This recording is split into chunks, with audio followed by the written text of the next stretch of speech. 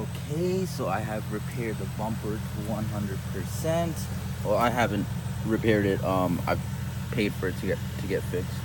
And I really fucking love how it came out. Sorry for my language. Like, you would never really be able to tell. You would never be able to tell until you got behind here, and then you can see how he did it.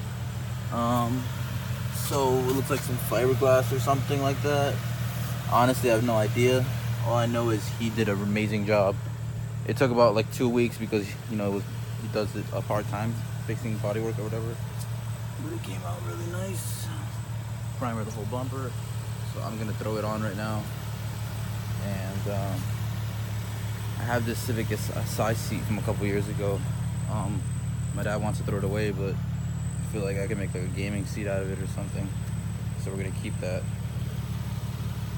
And yeah. So I'm gonna throw on that bumper right now. Put this bumper on.